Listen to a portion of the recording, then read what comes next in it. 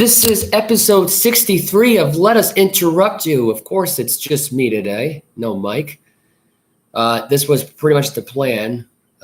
Mike was not available for the podcast, unfortunately, which I figured he was not going to be. I told him not to come in because it's not really a big to-do deal. But it is just me, Joseph Olivo, really the sole creator of the podcast, really, if we're going to really be honest with ourselves here now going forward. Jack loaded story. Loads of stories this week in a span of 2 days. I know it's hard to believe that I got so much to talk about this week. The one thing I will get out of the way quickly, though, was the dinner documentary is on ESPN Plus. Episode 1, episode 2 so far. Episode 2, I believe, is on Tuesday. I believe, or it's next Monday, I'm pretty sure. Episode 1 was already this past Monday. I didn't get a chance to talk about it on Wednesday. Anyway, what I think of it so far is meh. I thought the Brady documentary was better. I thought The Last Dance was much better. I think it kind of showed Jordan in a different light, and really ever since then, it's been a little heated stuff between Scottie Pippen and Michael Jordan. So far, the only hot thing we can say so far that I don't think is really that surprising is the beef that he had with A-Rod. Really, you talk about the beef they've had going on for years since A-Rod became a Yankee. I mean, you could see it on YouTube channels going back on beef history. I forgot the channel name for the show that they do. But they look back on classic beefs and stuff like that between A-Rod and Jeter, and it's already been explained at this point. And it really paints Jeter into like this goober mentality. Like, I've always wanted to be a Yankee, and the people that motivate him to become a Yankee. I didn't really watch the full thing fully, but if I have my notes written down on the episode, I do have notes written down from it because I listened to the take of it on Zolak and Bertrand the other day. But I just think to myself, you know what? Derek Jeter documentary, too cheesy for my liking. So you're not gonna get a lot of coverage out of me, really. As a matter of fact, we're not getting a lot of coverage on a lot of things this week. A lot of baseball games were happening last night. I had a thought on Tom Gonglison. I will probably get that towards the end of the podcast because we have a lot of news. Tom Gonglison, by the way, the pitcher for the Los Angeles Dodgers, for nobody who knows the name, I might have just botched the last name of it, but of why I believe he may be the NL Cy Young Award winner for 2022 and how he actually impacted the Dodgers on winning last night. Actually held that in a pretty good way in the end. That and Mookie Betts as well. So I'll cover the Giants and Dodgers game from last night. I'll cover the fact the Yankees got swept last night by the Houston Astros, technically making up the 3-game series that would have taken place in Houston. The first game, Houston already had won. The doubleheader, the Yankees got swept last night.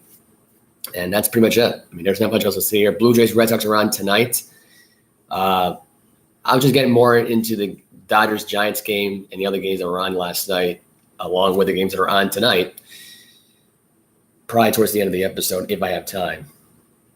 But I'm going to start with some breaking news here first before I get that out of the way. I know I've been saying that. I've already said it twice now. But as I was putting the show together, this fell right into my lap. I know it's WWE is not a popular thing for a sports brand and stuff like that, but ESPN is already covered it now. I believe now it's going to probably be all over Fox News, CNN, the Wall Street Journal, a variety of shows that might be all over this week, and including this podcast right now, which is this.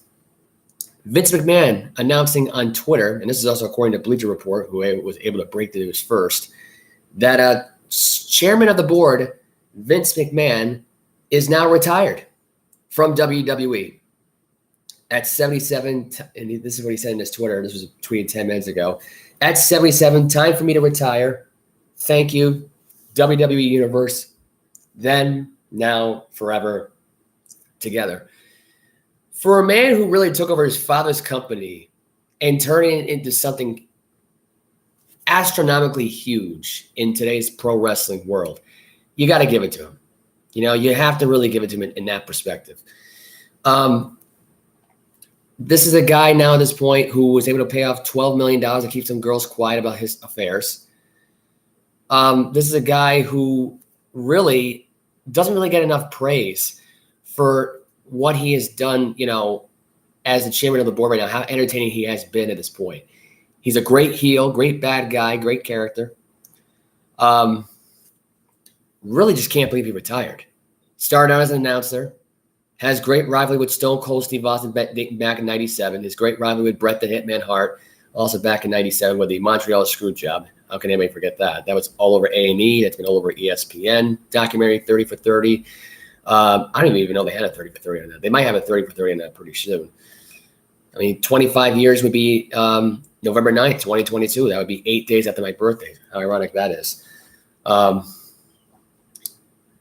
really to have the Peacock deal, to have stadium rights, in sports stadiums for pay-per-views, really just putting together WrestleMania, creating WrestleMania back in 85. This was, and competing with the likes of WCW over the years, putting them out of business. There's a lot that Vince McMahon has done. It's so much at this point. If I had all my notes written down in that moment, I would have go on Wikipedia and look up every single thing. I'm not going to do that right now in this moment because this is too surprising. And like I said, as I'm putting this show together, this literally just fell right in my lap.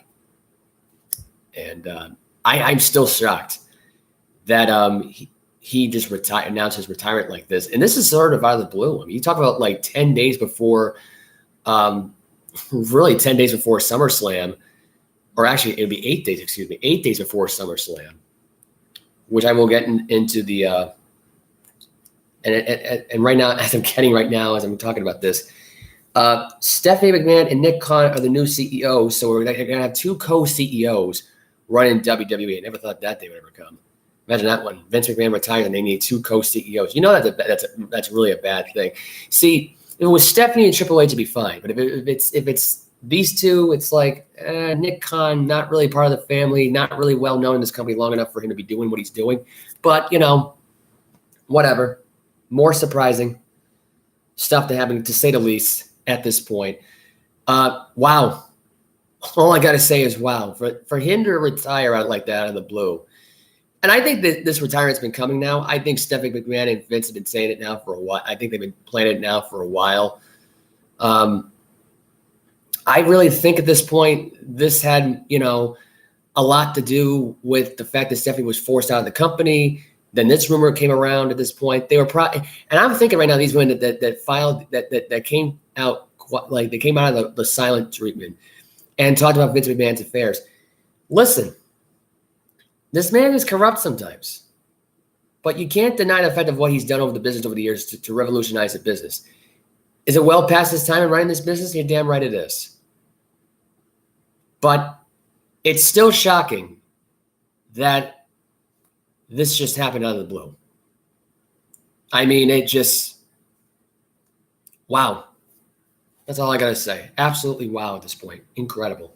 Absolutely incredible. And a lot of people are going to come at me going, why'd you talk about this on your podcast? It's a sports podcast. Look, the reality of it is WWE signed up with ESPN at this point. If ESPN is going to report on this stuff, if Comcast Sportsnet is going to report on this stuff, which they normally do, if the Pat McAfee show is going to get grips on this thing, which I believe they haven't even done this yet, unless their show's still live, I'm going to cash in on the opportunity. So that's that. I would spend more time on this. I probably would dedicate a whole episode about this whole thing. The problem is I'm not going to. I'm just taking my hat off for just a second right now, scratching my scalp. Anyway, and at this point right now, this also comes in the news with Triple H returning to WWE as Executive Vice President of Talent Relations after his heart issues. I'm going to tell you this right now. He's at full health. He could be co-CEO with his wife. I don't think he wants the stress of it. I think he wants to put Nick Khan to the test. And you know what? And you want to know what happens? And here's my prediction: Nick Khan and Stephanie McMahon aren't going to get along. There's going to be a shift and change in power, and Triple H will take over this role because I just can't see this going more than 5 months with those two going at it. I don't. Think about it. Nick Khan and John Laurinaitis and the rest of them were talking crap about Stephanie McMahon. This would not come as a surprise if Triple H were to come out of this and say, yeah, I'm going to run day-to-day operations here with my wife. Instead of having a guy who really hasn't been part of the wrestling business for that long. And especially the guy who literally forgot there was a UFC pay-per-view going on the same week and you had Money in the Bank, which we would have had at Allegiant Stadium. But you blew that deal. So it's very surprising. That's all I got to say. Very surprising of what came out today over the last really over the last 30 minutes or so. This is according to CBS Sports. We're moving on right to the Patriots. The Patriots announced their official 2022 titles for Joe Judge, Matt Patricia, and as of right now, there's no offensive coordinator. And you want to know who's running the whole show? Bill Belichick. You know what I titled this episode? I titled this episode as the 2022 Patriots are turning into the 1994 Cleveland Browns, except better than that Cleveland Brown team. That's the name of this podcast. It's a lame title name, but I had to title this because I just couldn't believe this. This is how it started. This was written by Cody Benjamin, by the way, 24 hours ago. The Patriots haven't named an official defensive coordinator for 4 years, and now they officially set to enter 2022 without an offensive coordinator. 4 months after head coach Bill Belichick suggested he's not big on titles, post quote, and wouldn't declare a sole replacement for longtime coordinator Josh McDaniels.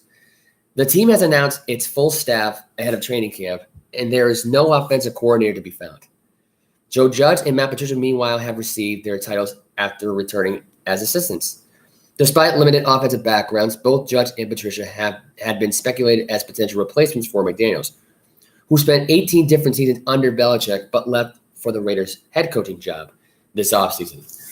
Judge, last seen as the Giants' head coach from 2020 to 2021, will serve as the Patriots quarterbacks coach this year. Patricia, who returned in 2021 after the 3-year run as the Lions head coach, will now serve as an offensive line coach in addition to being a senior football advisor. Prior to running the Giants, Judd had almost exclusively focused on special teams, working as New England special teams coordinator from 2015 to 2019. Patricia, on the other hand, hasn't coached an offensive position since 2005, rising up the ranks under Belichick primarily as a defensive coordinator. It's possible both assistants could have a role in calling plays in 2022. That's going to be disastrous. Belichick himself could also have an increased role in offense, where quarterback Mac Jones is looking to guide a second straight playoff run after a promising rookie year. I'm going to put it to you like this. By the way, Gerard Mayo and Steve Belichick have been named linebackers coach, I believe, once again this year. I'm gonna just say this.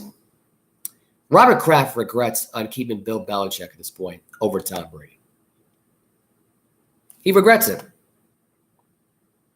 He should have said to himself, why the hell are we not keeping one of the greatest quarterbacks of all time and sticking with a quarterback who doesn't know the playbook system, frustrated the hell out of Josh McDaniels to the point where he wanted to leave. In 2020, McDaniels did.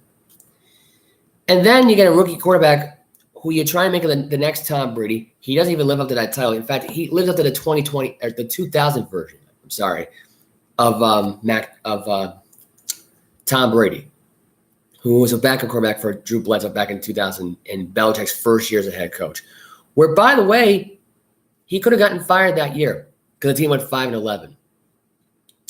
And by the way, the last time Belichick ran the entire offense by himself, because let me just put it to you this way, the fact that he's getting his power back to basically have no offensive coordinator, and right now, according to this, they're saying that Judge and Patricia might be the ones calling the plays here right now. Ain't no way in hell Belichick's going to give that power right to those two goobers, especially to Matt Patricia, who hasn't even made an offensive call in over 17 years. And Joe Judge, who may as well be the guy who tried to get himself fired out of New York. He may try to get himself fired out of New England because he really didn't want to go back to Bill Belichick in the first place. But Robert Kraft actually regrets going back on his word of keeping Bill Belichick around. That's what Albert Burr said the other day on Tucker and Rich. That he may actually regret now on keeping Bill Belichick over Brady. That ever since they lost Brady, the team has not been the same at this point. In fact, the pressure is now on Bill Belichick now to deliver now at this point because this is do or die for Bill Belichick, that bottom line. Robert Kraft said it in the spring meetings. That, and I played that on the episode. I think it was like 30 episodes ago. I played that clip. I don't even have the clip anymore in my file, but I wish I did save it. But Kraft laid down the law. We haven't won a playoff game in 3 years. The draft needs to get better. So far, the draft's been meh. It's been below average. In fact, I give it a D-. If I be perfectly honest about that draft, a D-. That's bad. I'm pretty sure I gave it a D. I may as well give it a D-. I think my friend gave it a C+ or a C-. I can't even remember what my grade it has. But this is disgusting. If you want my honest opinion, this is disgusting. This is Bill Belichick basically wanting to call in the offensive plays, have a say in things, guide Mac into the guidance, making it all about him. I'm going to tell you this right now.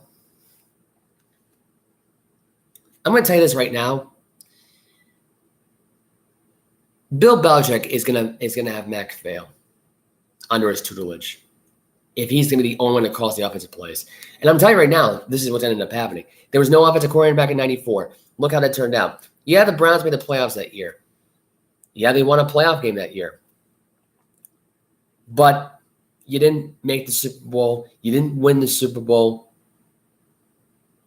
I mean, I don't know what to tell you. But you should have, in your mind, figured that this was gonna backfire in the worst way possible. I don't understand this. I don't understand how you go and not even try to extend a contract or at least if you're Bill, just step down. Josh McDaniels was the next coming to head coaching his team. And I got to be honest with you right now, you could have grabbed somebody as an offensive coordinator. You could have asked someone to come back.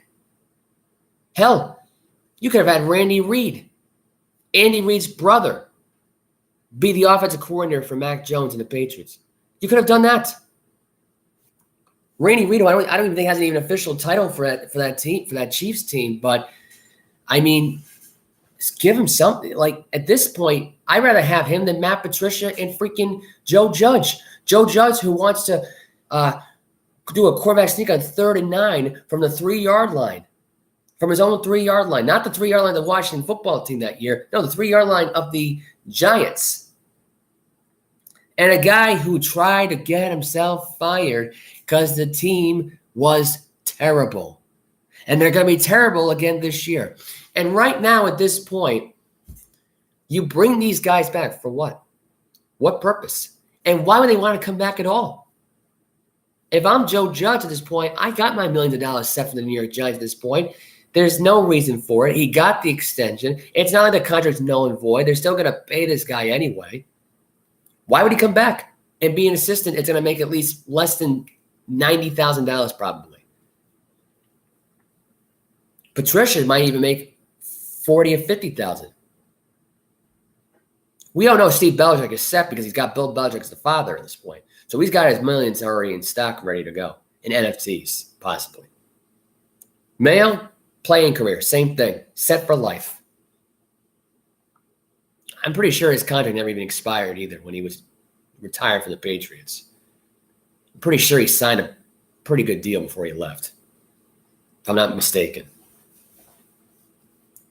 But you want to talk about in a way where you have no power, no hearsay, and they might call plays, I tell you right now, that's not going to happen.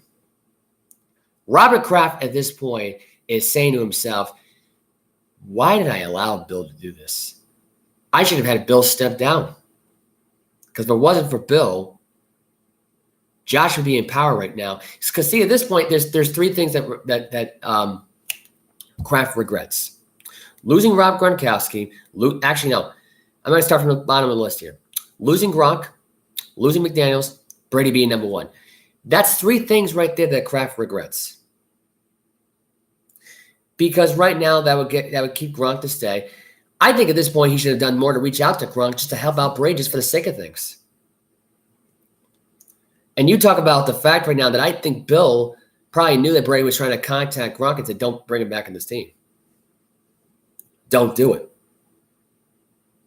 I go back to what I looked back in that playoff game back in 2020 with the Titans and the Patriots that year, and Tom Brady going out in the wrong tunnel. Because I've been to every Patriot game. I know where he goes out of the playoff at their games. He wins and loses. He went out a different tunnel and gave fans a high five. That's never happened before. And people can say, "Oh, he's done it before." No, he hasn't. Because I would remember getting a high five from Tom Brady, and I can tell you right now, he's never done that before in his career. Tom Brady left that stadium as a Tampa Bay Buccaneer and now as a Patriot. Robert Kraft left 2020 thinking, I just lost the greatest quarterback of all time. In his own home, in his home stadium, he knew his quarterback was gone. He knew it. And he didn't even try. They didn't even try to get him back because Brady was burnt out. And Bill Belichick now at this point is making it all about him because in his mind, and here's my opinion, and I don't know why no one's ever told him this yet. If you're an assistant coach to Bill Parcells is laughing at you because in reality, you've lost your damn mind. You've lost your damn mind into thinking that your first 2 Super Bowl wins were because of you. It is because of one player, Lawrence Taylor. And Phil, and you can make the argument about Phil Simms possibly being a quarterback because I'm pretty sure he won 3 Super Bowl rings, if I'm not mistaken. Or maybe he just won the one. I think he might have won 3. I don't remember. I gotta look back at my stats. But Bill Parcells won some rings. Hell, before he even went to the Patriots, he won rings as the Giants. You want to know why Bill Parcells is even a bigger name? Because he's remembered for being the most cockiest son of a gun. The only time Bill Belichick's ever cocky is to the freaking media. And Bill Parcells, as far as I'm concerned, was a guy that was born to coach in the NFL. Bill Belichick, if it wasn't for Bill Parcells, Bill Belichick would never even be a thing in New England. But those 2 rings mean absolutely nothing if you're like the least contributing factor. And here's the thing that really gets me. Because this is why all these coordinators now brag about, I learned out of this system now, and I'm going to try to be the next head coach. This is why. You get a corrupt system like this where they think they have all the power. If it wasn't for this person, they wouldn't be a better player. You got the players, you got the coaches putting in their head. It's almost ridiculous now. It really is. It's almost sad, really, when you think about it, really. I can't even believe that this is actually happening.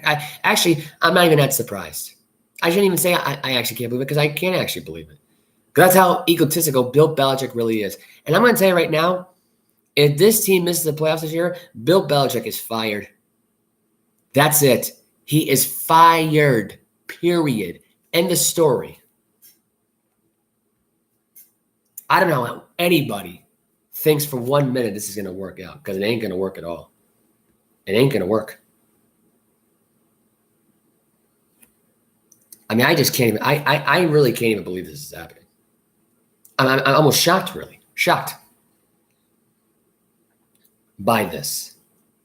It's really surprising, to say the least here, if you ask me. If you ask me, this is a wild story this week. This may be the most corrupt story I've gotten all week up to this point. Jimmy Garoppolo is in the mix right now for a possible trade with the Atlanta Falcons. People have been asking me, there's no way Garoppolo's going to go to the Falcons. What about Desmond Ridder? What about Marcus Mariota? Let me put it to you this way. Marcus Mariota right now has a job over Desmond Ridder at this point, period, if Garoppolo doesn't come to Atlanta. But Garoppolo could come to Atlanta. He could come to Atlanta. Because Lance is probably ready to be a starting quarterback. Ridder's not.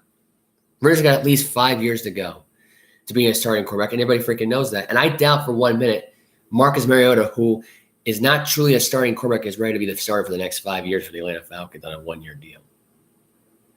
So it makes sense here for Garoppolo to go to Atlanta here. And San Francisco's willing to give up first-round picks in this whole thing, or Atlanta's willing to give up those first-round picks to San Francisco at this point, be my guess.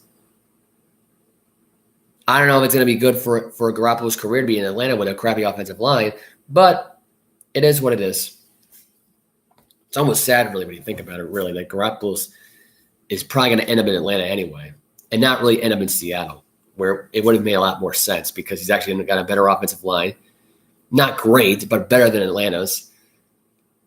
Better wide receivers, and more draft capital for them to give up. But he's in the mix right now. This was according to Newsbreak. I actually got the article from Newsbreak. But here's my opinion on this whole thing. Right now, the only way Atlanta could pull this trade off, and I'm going to be honest with you, here's what they're going to have to give up. Atlanta, 3 first-round draft picks, 2 second-rounders, and 1 fourth.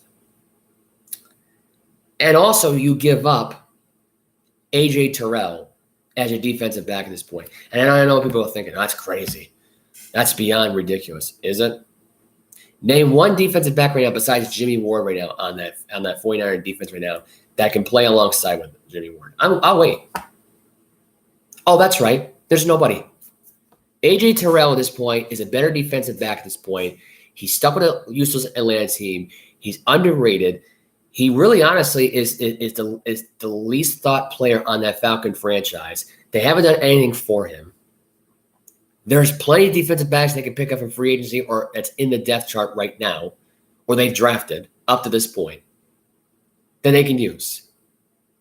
A.J. Terrell is wasting his career in Atlanta. He is. You can still use a rookie contract at this point. There's nothing wrong with that. It works out in the guy's favor. I don't know. I'm pretty sure this is his 3rd or 4th year in the league, if I'm not mistaken. Pretty sure this is his 3rd year. But A.J. Terrell makes a lot of sense here. In fact, for the 49ers, it makes total sense.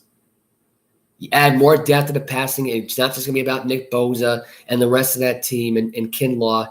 It's not going to just be about those, big meatheads that come at the quarterback. It's not going to be about that. You add in Jimmy Ward and you add in A.J. Terrell in that secondary, and I promise you that secondary is going to be scary. That's a scary secondary. And look, Trey Lance is ready to be a starter in the NFL. And I'm going to tell you this right now. The 49ers get this trade happening right now, and they get rid of Garoppolo, and Atlanta gets the quarterback they really need right now. This opens a lot of things up for a possible San Francisco 49er season of where they might win their division.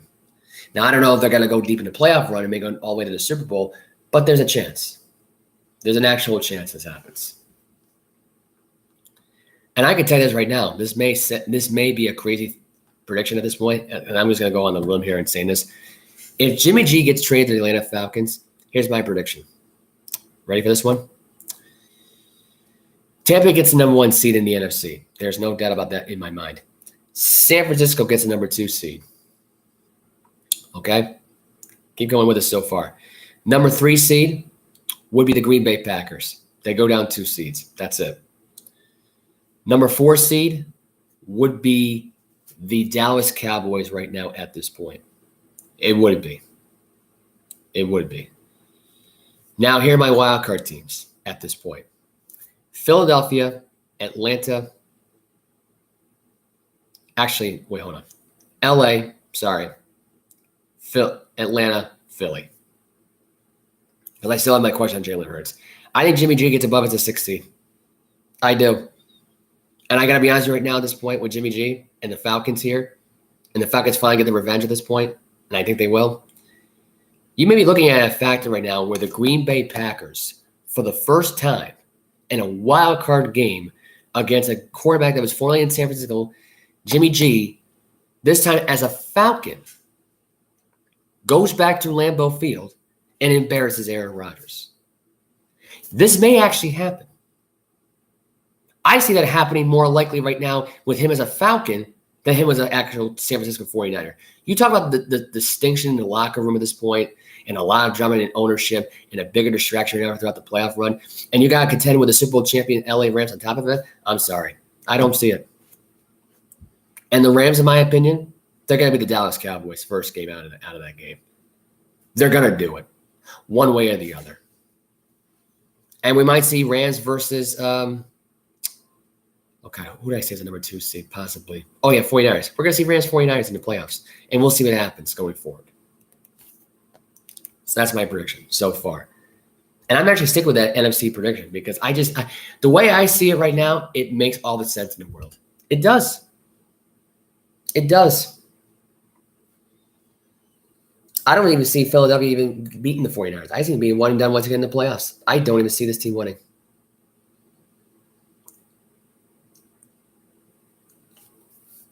Anyway, I was getting some updates on my phone just now about the Chargers right now having Derwin James reporting to camp. There was rumors saying they were going to get a long-term extension, making the highest paid safety. He quote-unquote said, my agent is handling that, as according to ESPN. So that's all I have so far for that particular story. Steelers going to keep their the Kraft Heinz sign and also the Kraft logo in the end zone for a 5-year deal.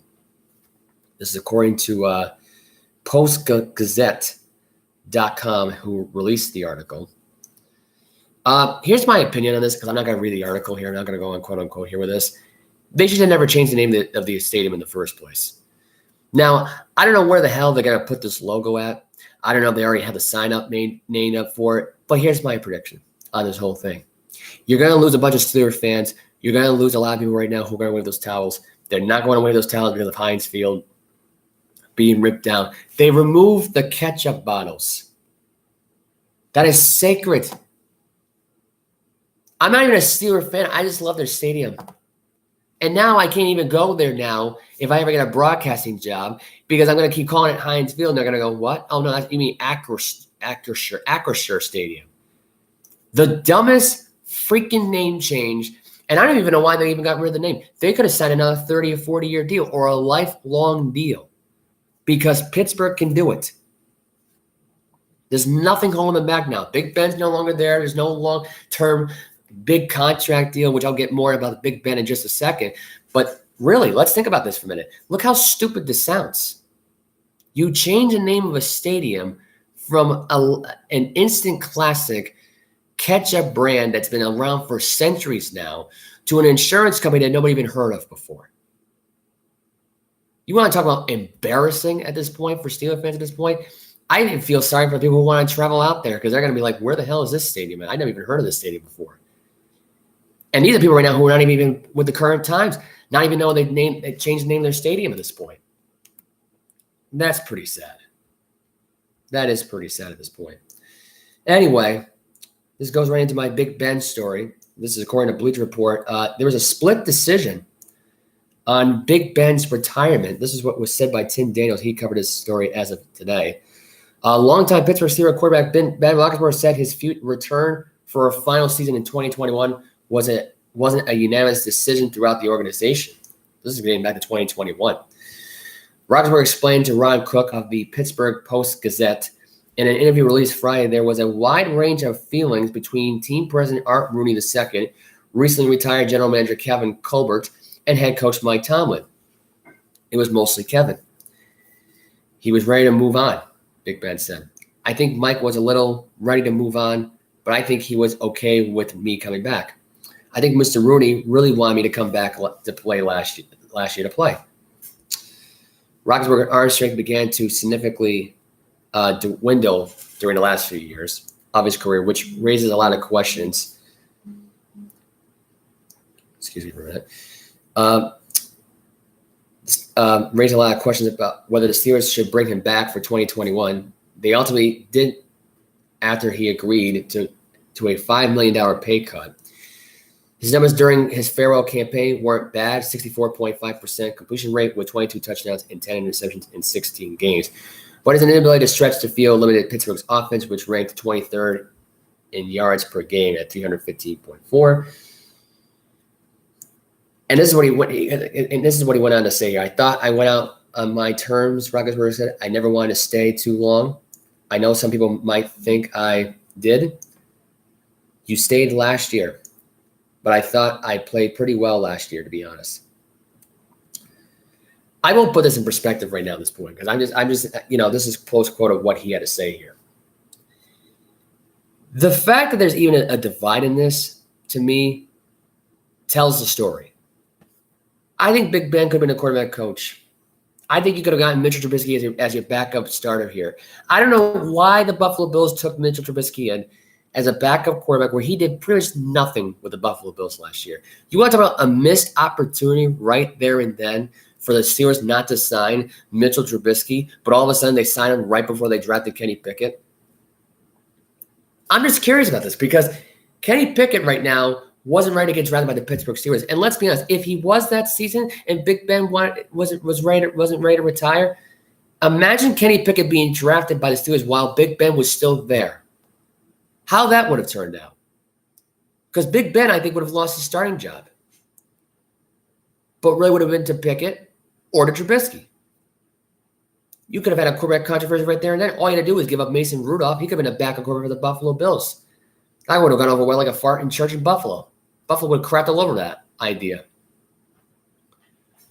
But the idea that you basically drafted Pickett and you also signed Mitchell Trubisky to a 2-year deal, by the way, makes no sense, by the way, for a backup quarterback at this point, unless he's your starter. And I think Trubisky being your starter might be a mistake. I think it might be. I think you give the kid a shot here. I think Kenny Pickett might be successful in Pittsburgh. I do. I truly do believe this. But Big Ben should have retired before the start of last season. I'm sorry. You should have signed Mitchell Trubisky to a 2-year deal. And that second year would have gone to this year, and I went to last year of Trubisky's contract. It all makes sense here. But instead, you had a quarterback who announced his retirement this past season, and I forgot what his name was. Not Big Ben, but the other guy who was the backup for Big Ben. It was something Hodges, I think. I can't even think of the guy's name. But he retired. And you have Mason Rudolph, who, let's be honest, hates Big Ben because Big Ben didn't think he was good. It's just his opinion. Look, no one's going to like everybody on this team. Big Ben was shocked that they took a quarterback that I don't think was quarterback ready. He's being honest. Because people forgot about Mason Rudolph early in the draft. Let's be honest. You want to know how he was remembered? By starting a fight with Myles Garrett. That's the only career highlight you're going to have of this freaking guy that's actually worth a conversation about. Because the rest of the time, he sucked. He was not good. He was pathetic. So I don't know if anybody out there really knows what's going on with that Steelers franchise right now at this point. Besides the fact right now they're changing the stadium, they got rid of Big Ben finally. They made Kevin Colbert happy, even though he retired before Big Ben did. And you want to know my honest opinion? What was his idea there? Let's say Big Ben did retire. Let's just say that actually happened. What was the plan going forward? I'm just curious if Big Ben would have retired. Were you going to draft Pickett, sign Trubisky, get Tom Brady in a trade here? What were you really going to do? Were you going to draft Mac Jones? We're going to draft Trey Lance. There's a lot of questions right now on this table. What was the idea? What was their quarterback choice? And why was Art Rooney II, knowing that Big Ben declined? And the way he played in that playoff game, those 500 yards, at least 275 of them were trash yards because the Browns already had destroyed them by that point. So I don't understand what the notion is behind the Cleveland Browns and that Steelers playoff game really had Art Rooney and Kevin Colbert thinking, man, Big Ben should stay another year. Art Rooney just doesn't want to ruin tradition. And I think Big Ben wanted to go out on his own terms. He knew this game was not his own terms. He knew it. Look, those last 2 playoff games did not go out on his own terms. But you want to know something? He was tired. He was banged up. He wanted to go out as a winner in Heinz Field. He knew his team was not that great. He knew they were terrible. And that's when it really came down to it.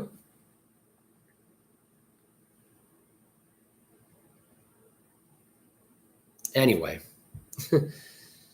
I'm just getting some more breaking news. This is actually more WWE news. SmackDown was supposed to be on tonight in TD Garden in Boston, Massachusetts. The show is still on. Here's the story, though. Brock Lesnar left SmackDown, reportedly pissed off and departed a TD Garden in Boston in Vince McMahon retirement news. So your big star just walked out on SmackDown tonight. And a lot of Boston fans might be disappointed because they just purchased their tickets knowing that Brock was going to be there tonight. So that doesn't bode well for Brock Lesnar. I'm surprised he didn't like the news at all about Vince McMahon retirement. Because now at this point they won't be trying to push Reigns down our throat anymore. Although let's be honest, Reigns is really doing it himself now, in spite of Vince McMahon. Because let's be honest, if Vince McMahon would have had control of Roman Reigns right now at this point, Roman Reigns right now would be a freaking zombie still, walking zombie. No Paul Heyman, no tribal chief, nothing. It'd be the same crap. And Roman wouldn't be a heel either.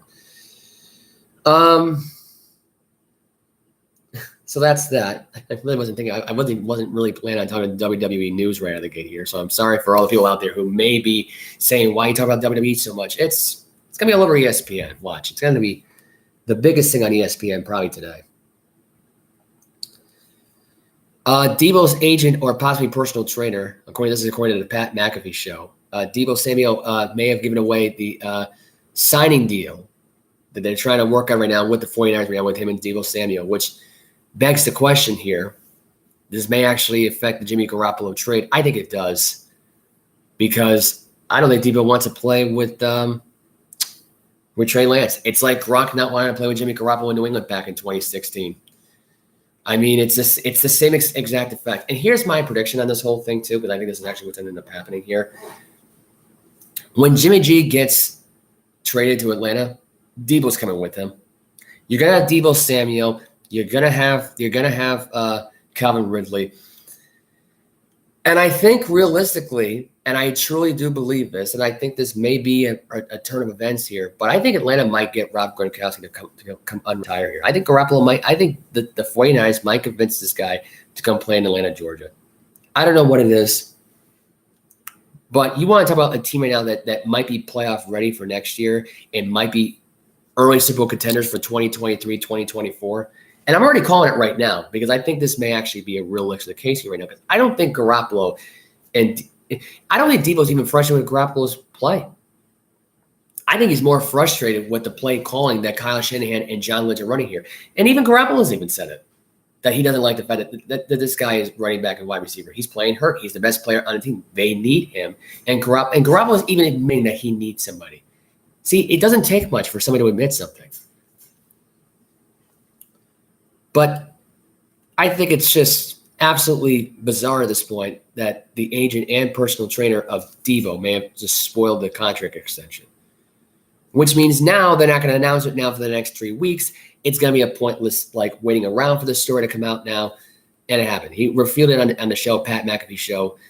I don't have I don't think I even have the spiel about what they were saying here, unless I go back here and actually look it up real quick. I may actually have it, but it may be better.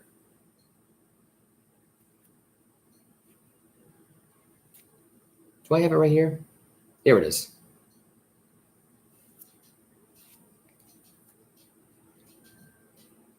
I just forgot my headphones were still on. There we go. I was like thinking, why was there no audio for this? Debo Samuel's trainer kind of looked like never mind. Good shit, a little bit. He looks like an autograph hound. Hey, Debo is a fucking stud, though. So this guy's got to be doing something right. First time seeing Debo back in Northern California, I believe. Selfie video from his trainer saying, "We about to get paid," and then he's about to get paid. What does that mean? Is the Debo Samuel deal around the corner? Is that what his trainer was alluding to? Is Jimmy G about to get traded, and that opens up $20-some million that they could potentially pay Debo Samuel, which we thought maybe was going to be the end game in this whole thing? Remember, Debo and his agent have all the other wide receivers that were on the move. Yep. He knows what his market is. He doesn't want to be a running back, doesn't want to take the extra hits, just wants to be a wide receiver. We'll see how it all pans out. But it's good news for everybody, I think, that Debo's working out, that Debo still seems to be in high spirits, and that his trainer, who has made this Debo monster, says he's about to get paid. so much of a team mindset for that guy that he lost it. This is good for the San Francisco 49ers. Well, and the guy he was talking to on the phone when he was with his stepmother or grandmother, I forget, A.J. Brown, he got the 4 years, $100 million, 57 guaranteed. So you assume it's probably in that area because Tony Dondy is the guy. Tory Dondy. You assume that's kind of the baseline for most of these guys? Because does he rep Terry? So it was a personal trainer, so it wasn't just the agent at this point. So I guess it wasn't the agent that spoiled it. So it was the trainer. So I will fix that in the description of the name of the episode. But here's the thing that really gets me. Does he want to play with Trey Lance or does he want to play with Jimmy Garoppolo? I think he wants to play with Jimmy. You know, something tells me that he really does want to play for Jimmy Garoppolo.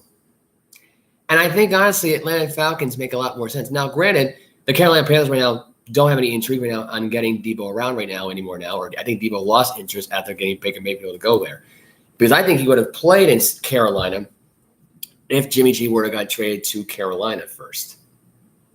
That would have made more sense. But now that's it. Because they would rather take Baker Mayfield, who I think honestly is not as good as Jimmy Garoppolo is. And Jimmy G's going to get traded with Atlanta with Debo.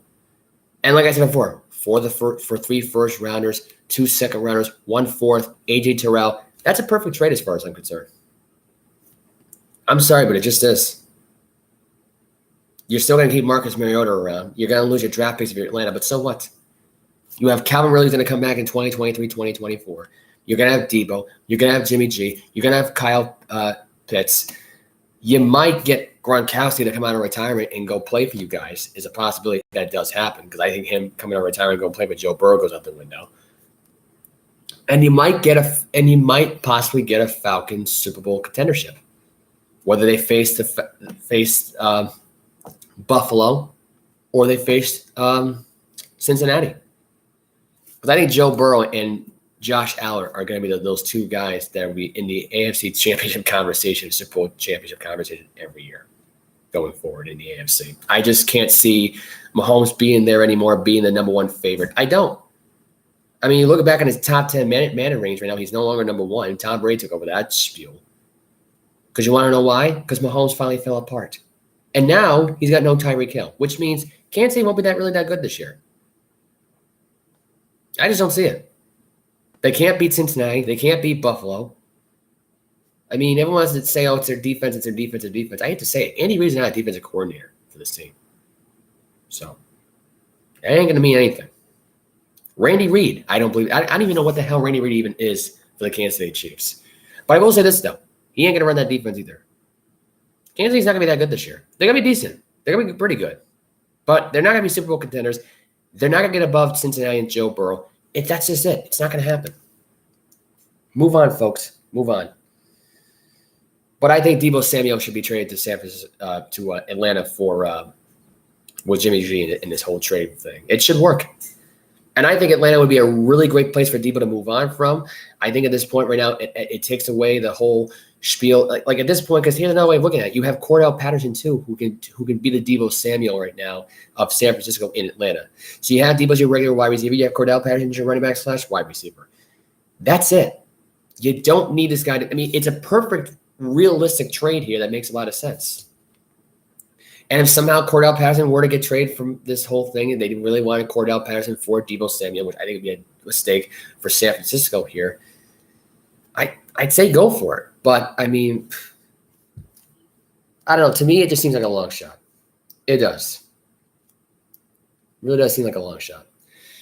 Kyler Murray is getting the news on Kyler Murray. Now, Kyler Murray, by the way, reportedly getting a new contract, reportedly over $230.5 million for 5 years, is according to Bleacher Report. Congrats on Kyler Murray. He got his contract. Here's my problem. He ain't worth that much.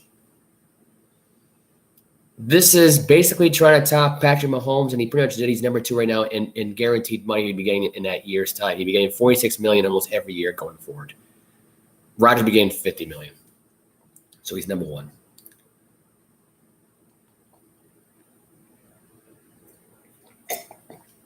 And depending on what's going on with Deshaun Watson, really good lemonade. I just drink there. I don't know if Deshaun Watson will get that guaranteed $230 million. But this really came out of nowhere. I really didn't think for 1 second Kyler Murray was worth that much. I really thought realistically Kyler Murray might have just gotten traded at this point. Maybe if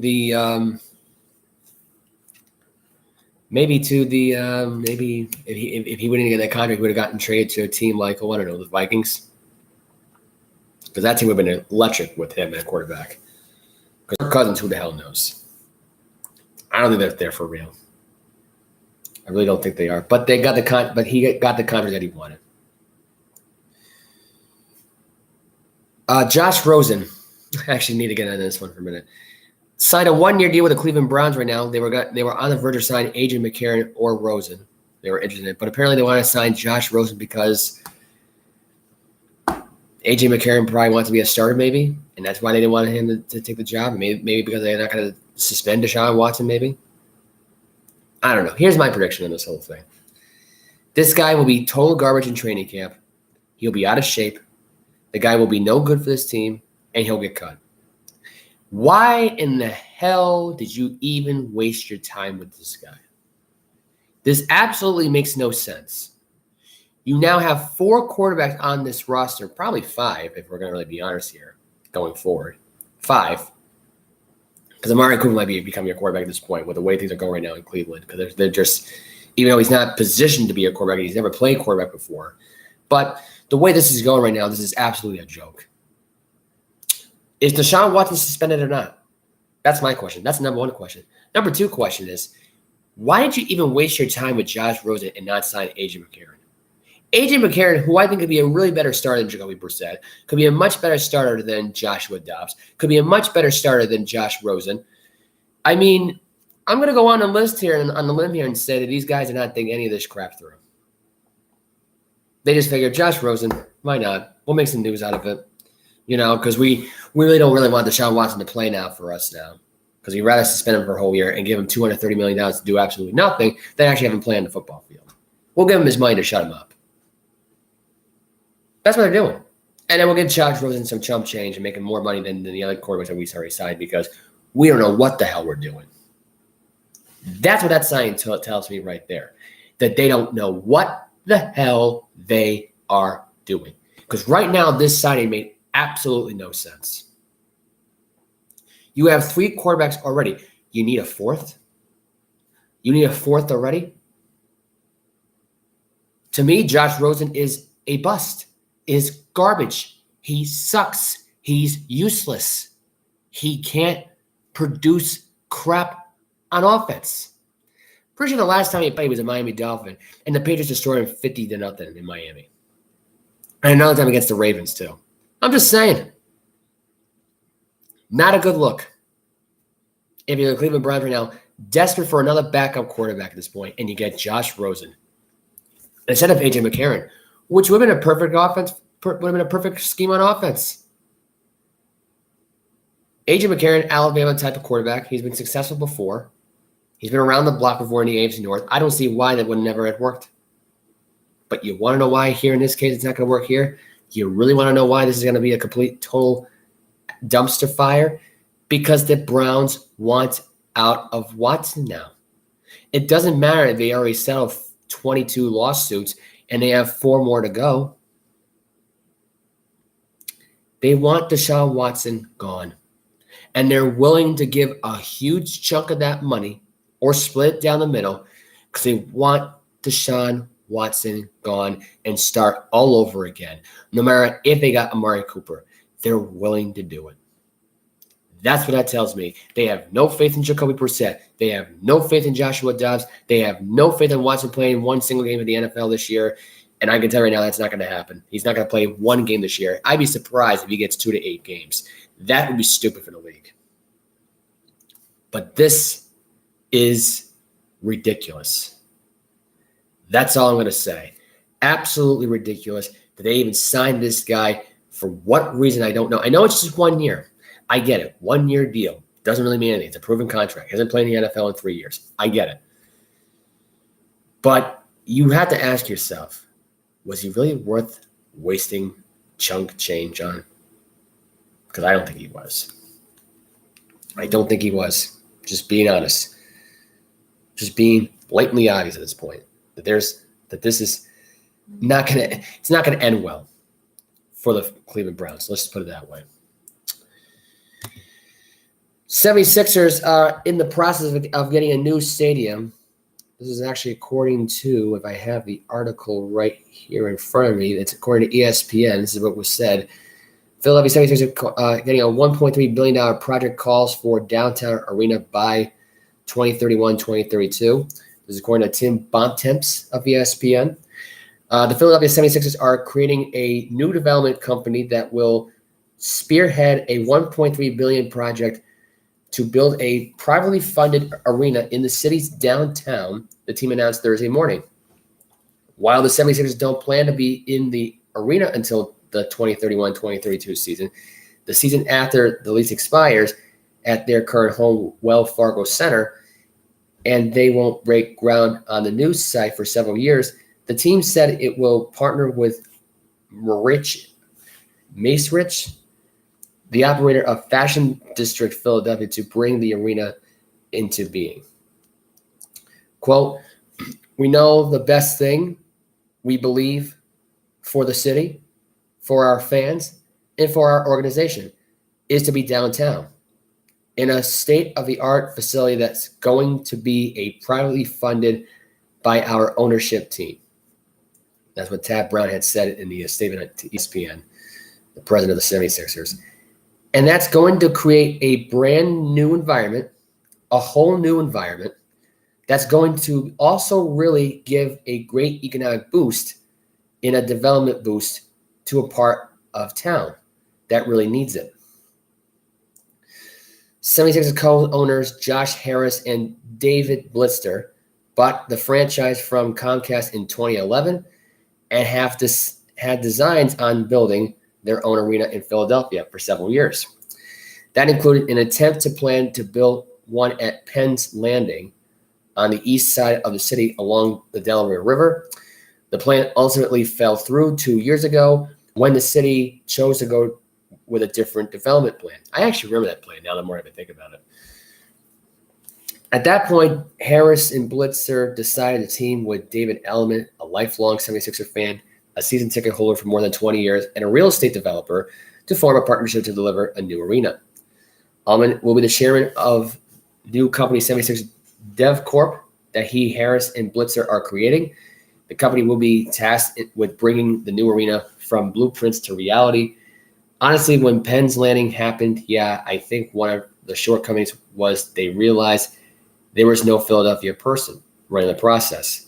Ellman told ESPN. And no disrespect to New York or anywhere else, but you need local, right?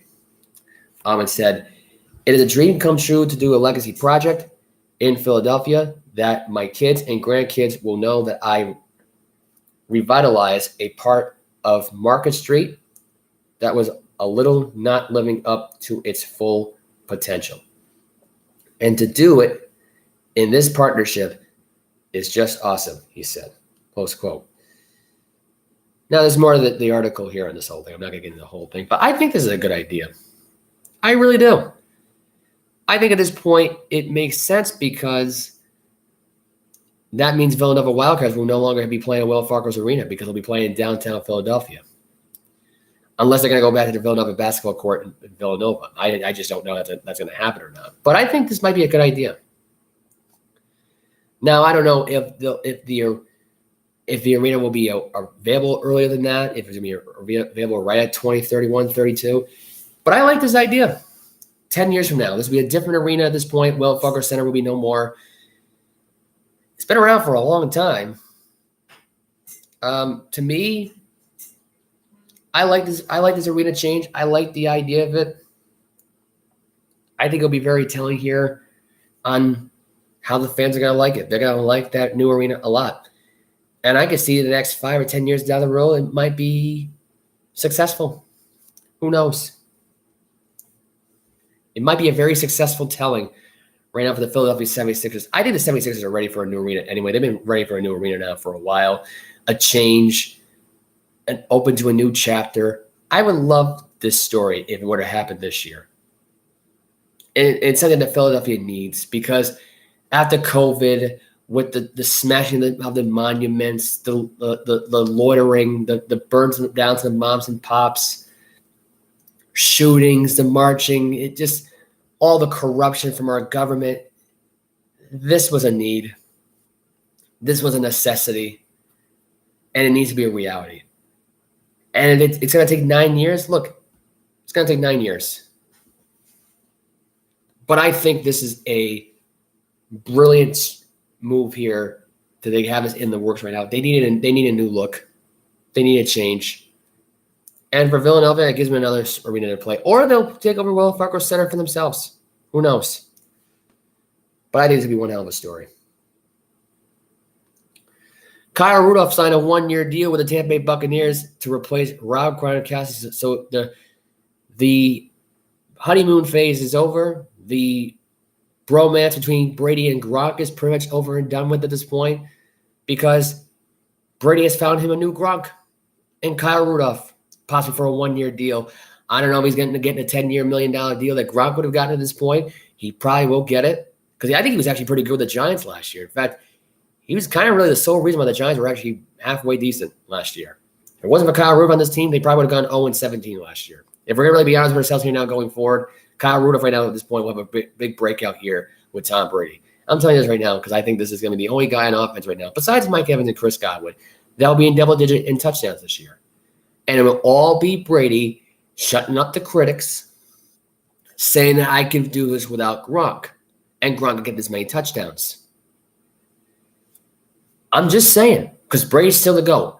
And I'm thinking, I'm thinking in my head right now, at this point, does this mean now that Brady right now is not going to run to Buffalo? Here's the way I look at it. Brady's going to run into Buffalo this time around right now at this point. And let me be honest with you right now at this point. If this doesn't motivate Tom Brady to at least win the Super Bowl this year without Rob Gronkowski, which he's already done before at least 4 different times at this point, he can do it for number 5. I had Buffalo and Tampa Bay in the beginning of the year because I figured Gronk wasn't going to come back, and they weren't going to be able to replace him that quickly, but they did. Because Gronk retired, 2 or 3 weeks ago? And Camille Kosik has come out and said that she's not convinced. Well, I think Gronk feels betrayed here by his girlfriend and by Brady, 2 of his girlfriends.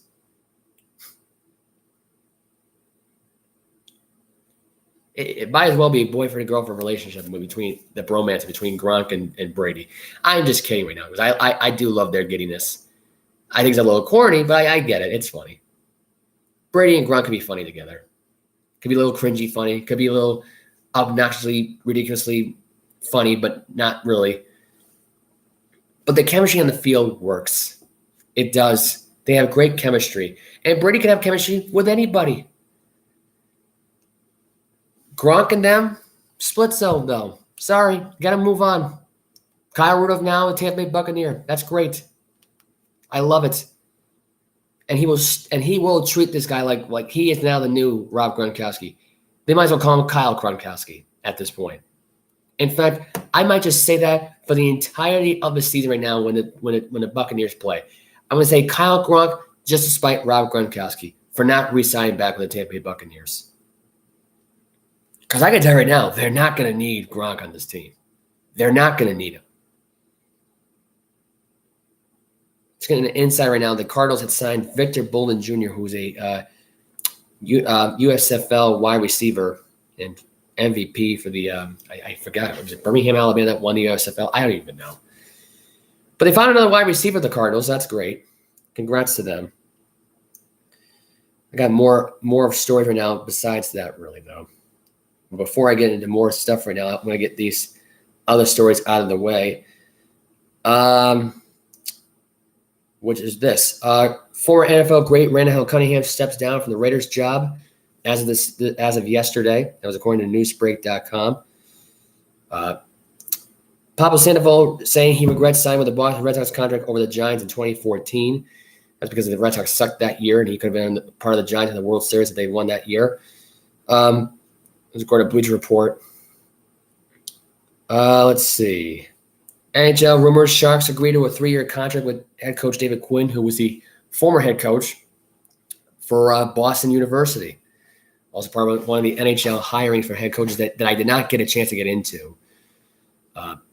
several weeks ago. But, I'll get down to the list of NHL hirings when I get a chance when the hockey season starts up again in October. Let's see. Other than that, that's really about it so far. KD was dissed at the Espys by Peyton Manning and Steph Curry, which ends the whole idea of KD going right back to Golden State. I mean, this may have just killed it at this point. Unless it was all a gaffe. At this point, just them busting balls. But you got to remember, though, Kevin Durant's sensitive, though, so we can't offend this guy. But we do. I may actually have, and I.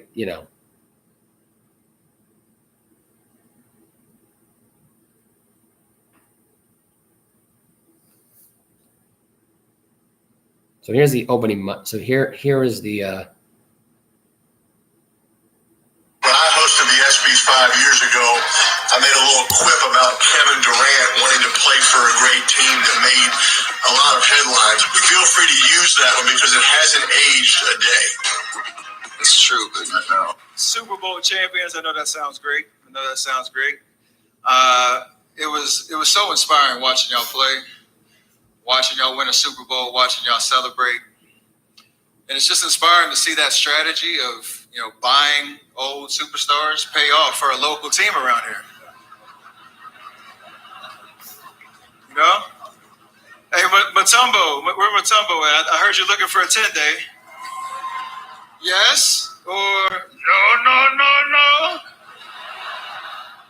Hit up Rob Palenka, let him know. All right. With this, I'm your host, Stephen Curry, proud husband of Aisha Curry, proud son of Del Curry, proud daddy of the Boston Celtics. That was Kevin Hart, by the way, laughing at the end of that joke, really. Hey, I'm trying to CoverGirls, find out if let's be he simply just. with the new Triple Action Concealer from America's #1 anti-aging foundation. Our first cooling ceramic wand. So he made a joke about, Kevin Durant. I guess that was the diss, I guess.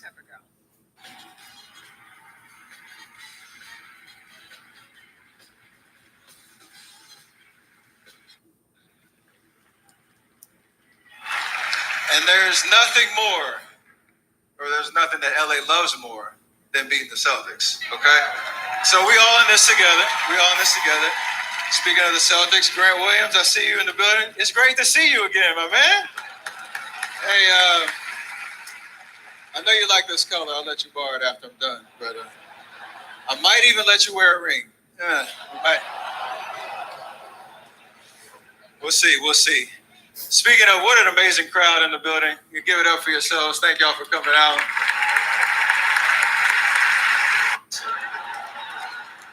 Hey, Andre, I know they're calling you, but just give me one more year. Just one more year on the court.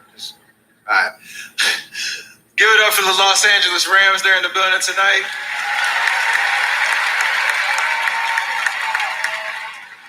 Super Bowl champion. NBA all-time career three-point record, which is special. So an amazing year, but somehow, I'm still getting overshadowed by Draymond Green's podcast. I can't even be mad at it. It's a great show. Make sure y'all like and subscribe. It's great. When the announcement came out that I was hosting the Espy Awards, there's a lot of questions. It just came off a grueling year. Unbelievable finals. Why don't you want to go on vacation? Kick your feet up, relax. Why you keep filling up the schedule? But after celebrating 3 kids' birthdays in 2 weeks, I finally understand why Tom Brady keeps coming back to work. So that was the opening monologue for the Espys, which is another thing I need to bring up as well here. The diss was that joke, basically. And I guess it's all blown out of proportion. Maybe there's a trade deal is still on the table right now. I don't know how blown up it is at this point with KD and the Warriors reunion here. But let me just put this in perspective. I think Kevin Durant is not going to go back to Golden State. I don't think he wants to go relive the drama that was down there for that team. And also, by the way, for their one of the owners right now who got fined $500,000 for discussing their collective bargaining agreement. The CBA, I guess, personal bargainings. I guess they couldn't explain what was going on there, but he got fined $500,000 for that. And the injury scoop story, how he tore his Achilles tendon, how the team doctors were paying, how they were useless. I mean, there was the gripe that he had with Draymond Green. I mean, is it all really settled at this point? Because we don't really know if Draymond Green and KD are really settled here. And really, I don't know, honestly. I couldn't even tell you if they're really settled at this point. It's crazy to say, but I just don't think they are settled at this point. I think it's going to be very hard to believe at this point these people are settled, whether or not they are settled. By the way, the ESPYs had a horrible rating, by the way. Right? Before I move on to my next thing, I actually meant to put this in here as well. The ESPYs were on Wednesday night. Here are your winners. Vidalo Kiksluch, who got the Courage Award. Nelia Corda, female golfer. Carlos Vela got the MLS Player Award. Candace Parker, WNBA player. Steph Curry got the NBA player because he had the record-breaking moment in Madison Square Garden for the all-time three-point record. Emma Radoncic, female tennis player. Rafael Nadal, male tennis player, got an award. Katie Ledecky, female athlete. Cooper Kupp, NFL player. Otani got the MLB player of the year so far in 2021. Dick Vitale got Jimmy V Award. Shohei Ohtani becoming male athlete. By the way, I believe he might be on the Sports Illustrated magazine cover. I think someone told me that. I could be wrong on that. I'm not 100% sure on that one. Carl Lawson, NASCAR driver. Eileen Gu, breakthrough athlete. Steph Curry, breaking performance record in 2021. He did it back in, I think it was back in November or December when he went to New York and did it in Madison Square Garden. Big moment for him. Jose Ortiz, jockey. Klay Thompson, comeback athlete. Golden State Warriors, best team right now in all professional sports. Megan Rapone, I mean, obviously it was the Warriors, so they won the NBA Finals. Megan Rapone got best play. Championship performance, Cooper Kupp. He won Super Bowl MVP for the LA Rams. We had those 9 catches, 82 yards, and 2 touchdowns. Gretchen Evans, award for servers. Sam Kerr, international women's soccer player. Jocelyn Alo, female college athlete. Justin Thomas, male golfer. Kylan Mappin, international men's soccer player. Charles Oliveira, MMA fighter. Bryce Young, male college athlete. Buffalo Bills, Kansas City Chiefs, game of the year in 2021. Eileen Gu, female action sports athlete. Albert Pujols, Muhammad Ali Sports Humanitarian Award, even though he divorced his wife after his wife was going through a sickness. But he got that award somehow. Jessica Long, female athlete with a disability. Eli Tomic, male action sports athlete. Katie Ledecky got the U.S. Female Olympian Award. Brad Snyder, male athlete with a disability. DK Mutombo, the Stuart Scott Inspire Award. Steve Glanson, Stuart Scott Inspired Award. Chris Everett with Stuart Scott Inspired Award. Kyle Troop with a Bowler Award. Caleb Dressel, U.S. Male Olympian. Denver Broncos Hurricane Team of the Year. And Ashley Hatchett for the NWSL Player of the Year Award from 2021-2022. So we all got that listing down for the ESPYs. I hope you got every bit of that. I actually meant to put this into the description for the episode. Did not, because there's a lot of stories. Like I said, there's a lot of stories. Like this, James Harden signing a 2-year, $68.6 million deal. See that? I got a lot of intel here right now. I'm surprised I'm still on this podcast right now. I'm surprised I haven't gone over 2 hours yet. But James Harden got a new deal at this point. He originally was supposed to take a $15.2 million pay cut, but he got the other deal instead, which is kind of surprising that he actually re-signed for this deal, but he did. But this was according to CBS Sports. This was reported by Jack Maloney. After weeks of negotiating, All-Star guard James Harden has agreed to return to the Philadelphia 76ers on a 2-year deal worth $68.6 million, according to Adrian Wojnarowski of ESPN.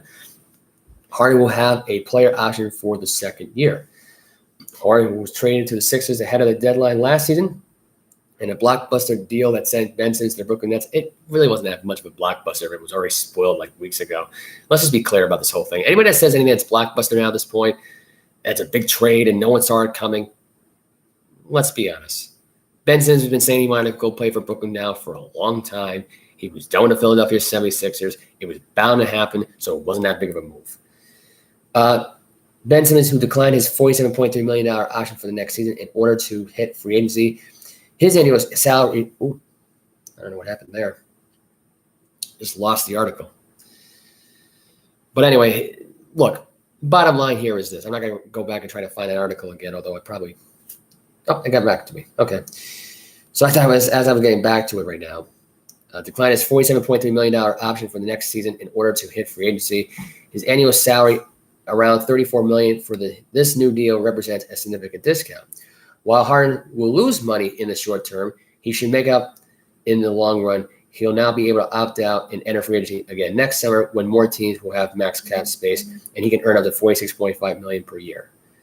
Here's my opinion on this whole thing now. Cincinnati just finished an article. I just had it back at first, and it popped on my computer, and it popped up onto here as well. My phone and my computer are linked to this today. So while doing this, I'm not seeing myself right now, but here it is. The fact that James Harden at this point is getting this deal, even though he's losing money in this whole thing, he's still declining as a player. And when he does hit free agency, and he will, next summer, it's not going to matter. Because the Philadelphia 76ers are going to be a team now that will never win a championship. They'll be eliminated in the second round the following season. James Harden will hit the free agency market again. He'll ask for an extension, and Philadelphia will give it to him. Because people are seeing his decline. And the only teams that are going to really want this guy at this point are the desperate ones, like the Washington Wizards, the Orlando Magic, or the New York Knicks. A washed-up James Harden. Think about that for a minute. He's washed up, folks. He's not the same player that he was in the early 2015s. He just wasn't. So I don't understand why a lot of people are hoping for some kind of like a James Harden comeback story, or like a James Harden like going out party in Philadelphia here. It's just not going to happen. Realistically, I could see James Harden right now going right back to Brooklyn after Kevin Durant and Kyrie leave. If I'm going to really be honest with ourselves now going forward, Ben Simmons and James Harden being a tandem in Brooklyn, yeah, I do see that happening. But they want their star players. They want money. They want to sell tickets. They're going to get James Harden. They're going to get Ben Simmons. And I don't even think James Harden even wanted to leave Brooklyn. I got to be honest. I just don't think he really wanted to leave Brooklyn. But Philadelphia at this point willing to give him this much money, even though despite the fact he's losing at least about $22 million in his first year, he's going to try and make up for it and make up at least $50 million worth of that back. I mean, and possibly even more if he hits the market next season right now, which he probably will. You can talk to anybody he wants to right now. It just, I don't know. To me, it's just, I don't know. Not sure about this. Not sure how I feel. Not sure how I feel about that, really. I'm going to really be honest with you right now. I have no idea. Another story that came out this week. This was also, like I said, there's been a lot of busy stories this week. A lot of stories. I mean, I'm getting more stories now as I'm doing the podcast. But as of this was actually as a couple of days ago, according to Bleacher Report, the Cincinnati Bengals are looking to sell naming rights to the Paul Brown Stadium. My dork Sam. The Cincinnati Bengals could be in for some changes for home games this season, according to the Cincinnati Enquirer. Football Talk, Josh Alper, the Bengals franchise is looking to sell the name rights to Paul Brown Stadium. The team is reportedly hoping to have a new name in the place by the start of the regular season, and has already informed city and county officials of its plans in order to get approvals done quickly. I like this name change. I'm not even going to read the rest of this quote, but I like this name change idea. I think Paul Brown at this point, it's so beyond done. I mean, to me, I look at it, I'm thinking to myself, listen, you finally got a playoff win after 30-plus years. You got a franchise quarterback finally after 4 decades, maybe. You need a change. You need a refresh. You need to start a new chapter in this franchise of the Cincinnati Bengals. They need a change in the home landscape of things. And honestly, at this point, I would actually rename this stadium. And actually, instead of just taking Heinz Field, right? I would go with a different brand. I would go with a totally different mindset at this point. And you know something right now? I just realized something. Because Gatorade used to be the biggest popular thing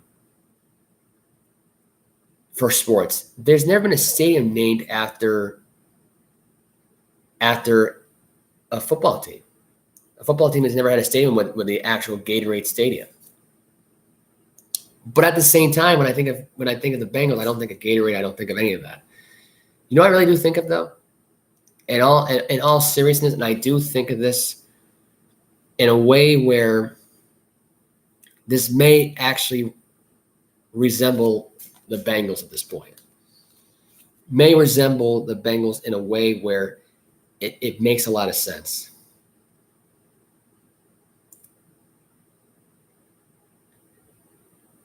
So here's what I think they should rename the stadium, and I think this actually should be, because I mean at this point they really should rename the stadium this. They should rename it Dr. Pepper Stadium.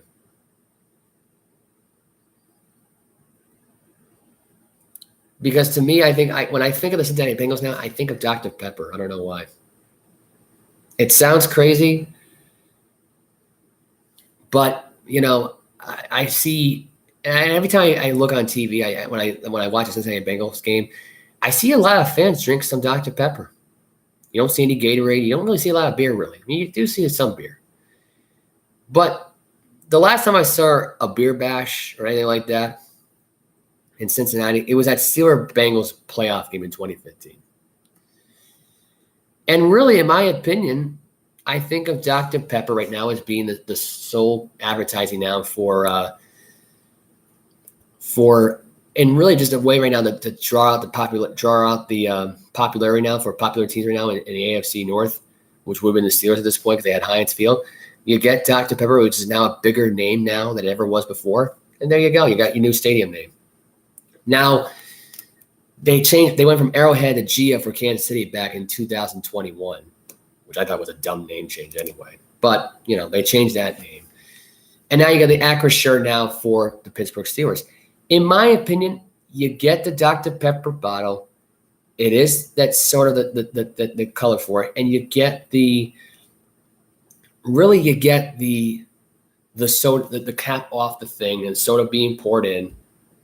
And it says Dr. Pepper. Dr. Pepper, by the way, is a really good drink. I don't drink it as much. I've heard it was a really good drink. I've actually tried it before. It's kind of sweet for me, but it's a really popular drink where you go to a college football game, NFL game. I see a lot of Dr. Pepper commercials. You don't really see a lot of Gatorade commercials anymore when it comes to the NFL. Maybe not like in the olden days, in the early 2000s and late 90s. But Dr. Pepper here in this case, kind of a good popular brand at this point for the NFL. The NFL could cash in on this. The Bengals should cash in on this. I don't know why they don't. But they can draw a lot of popularity behind their stadium name change. I think they can do it. I think they should pull the trigger. I don't see what they're waiting for at this point. To me, I think it's a no-brainer. They actually should go through with this. I don't see why they don't. Don't see why they don't. You know, but I just think that the name change would be very awesome at this point.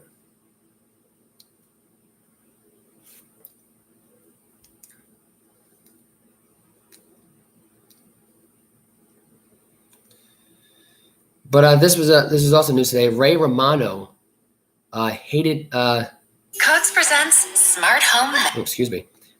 Was on Part of My Take. He was going on the record talking about the name of the sitcom he was on, which was Everybody Loves Raymond, of course, one of the classic shows. Said he went on record to talk about the Jets and about, you know, breaking news to him about Zach Wilson and tons more.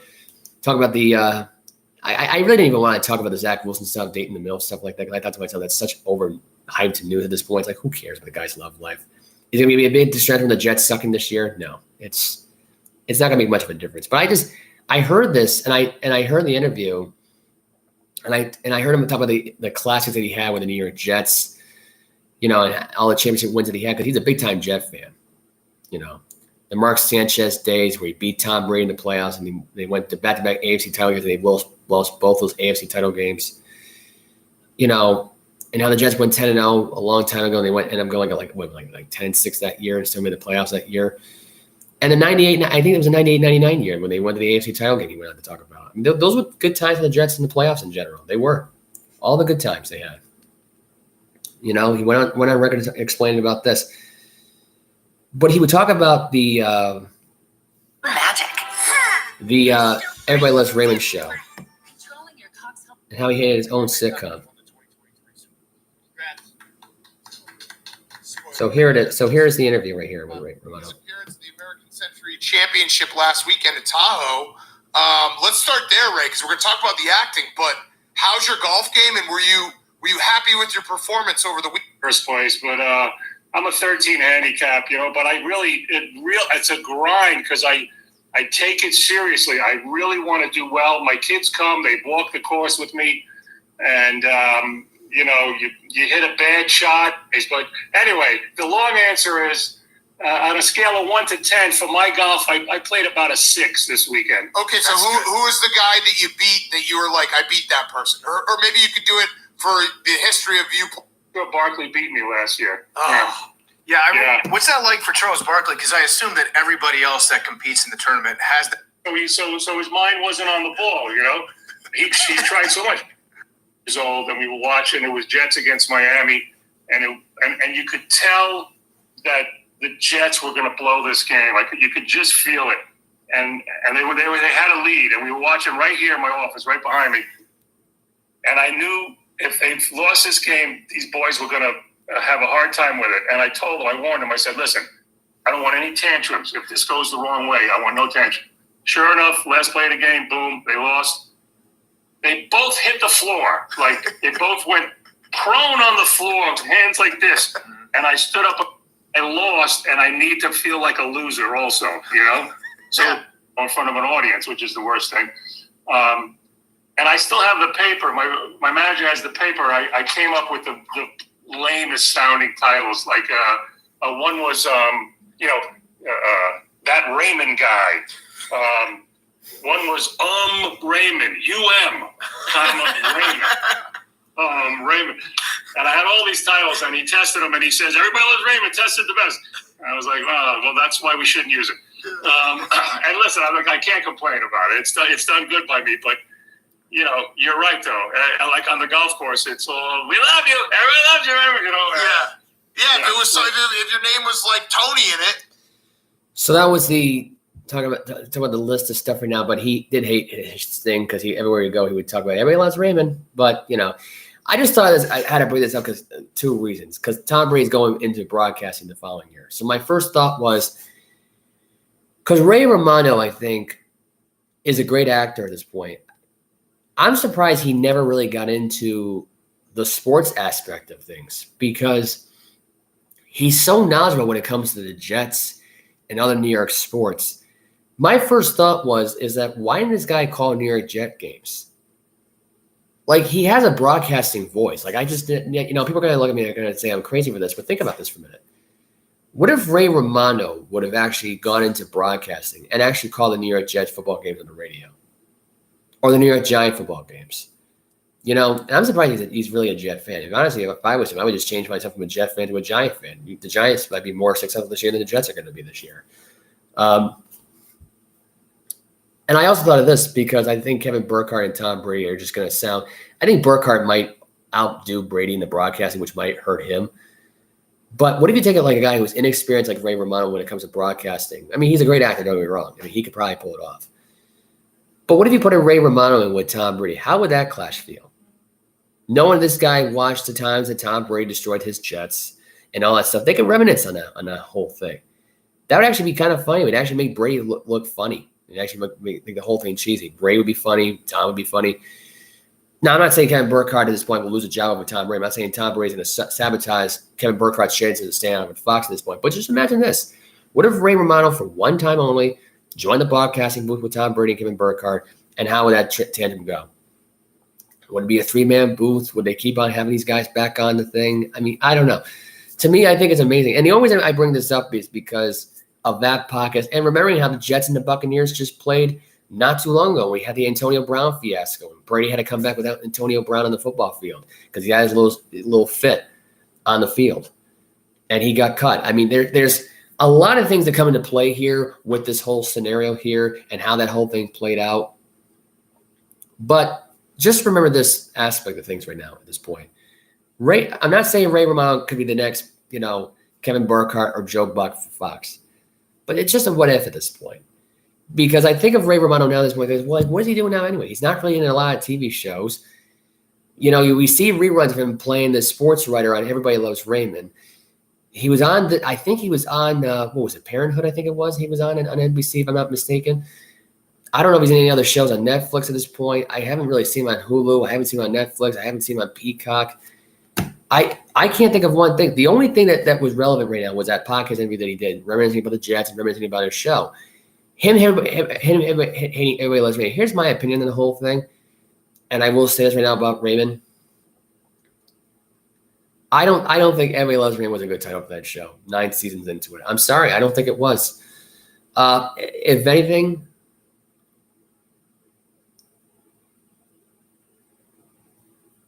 I would say for a name of that show, I was looking to space just a second. I was just trying to think of a good name for that show. I would say Ray would have been a perfect title for the show. Because I can't think of one time in the 9 seasons where they all said, everybody loves you, Ray. I can't think of it. Besides Robert saying it for the opening intro to the show back when it was on season 1 and 2 of the show. But as a show together, I just can't think of it. Because remember how Martin had his own show? Martin. I mean, I think of that. I think to myself, Ray would have been a perfect show. And it either would have been that or like Ray.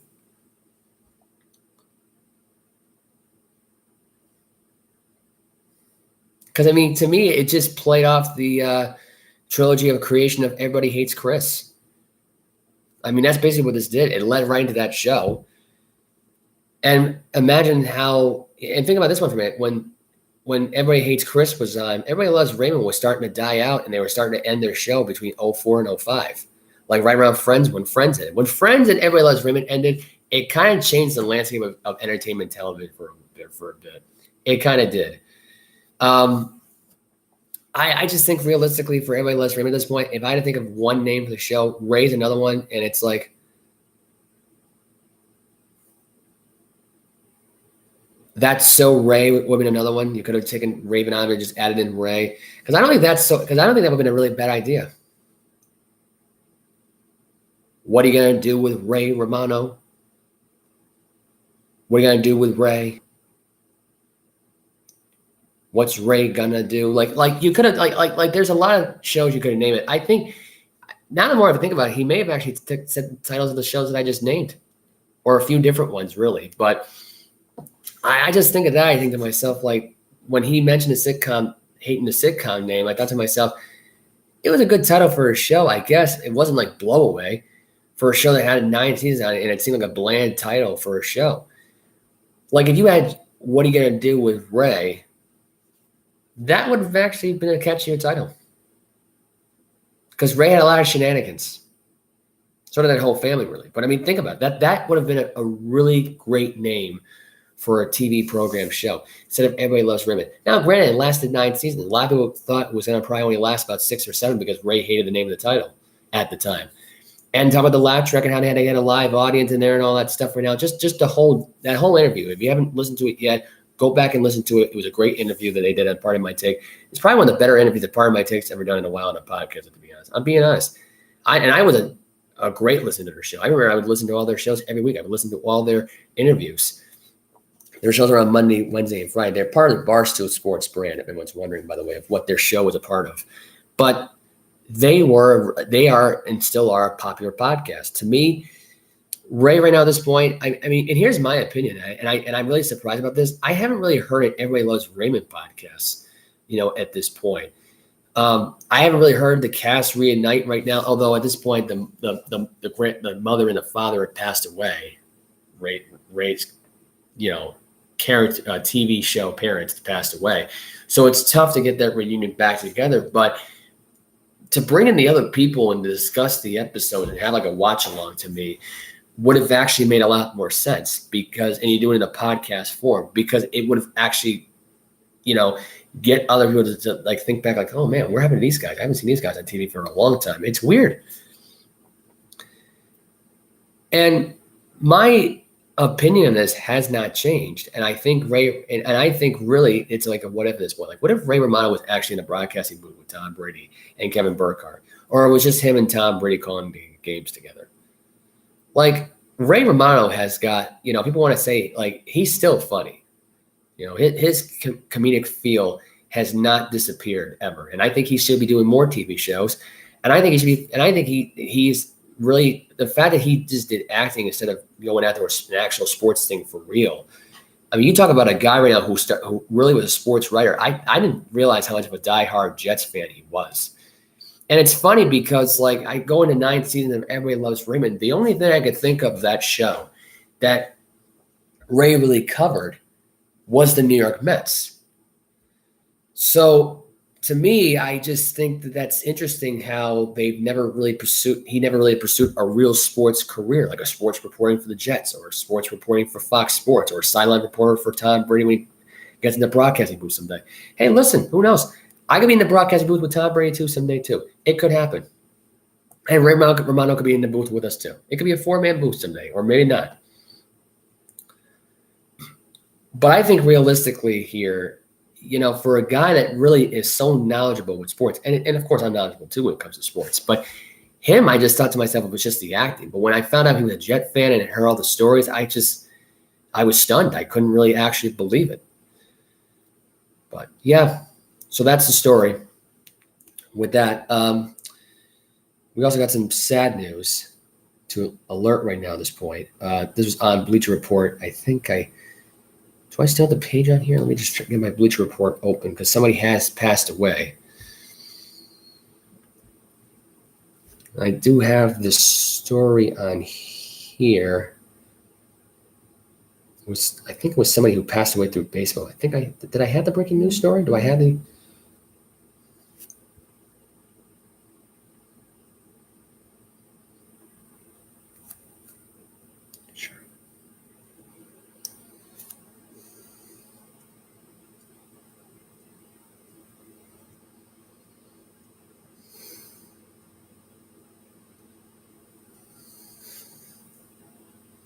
I don't think I have the story anymore here. I guess not. I had a story that was going to be on Bleacher Report. I don't know why it's not coming up on my end here. No news story, huh?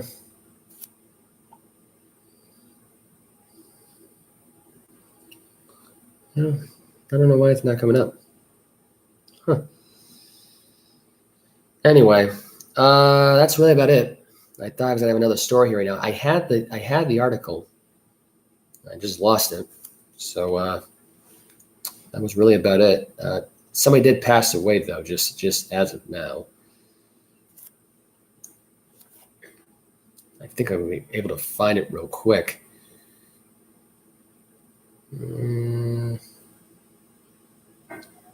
Oh yeah, actually, I should, before I get off the air. Let me just stop my track here. Before I get off the air, I should get in some scores from last night, from baseball reports last night, and news about this.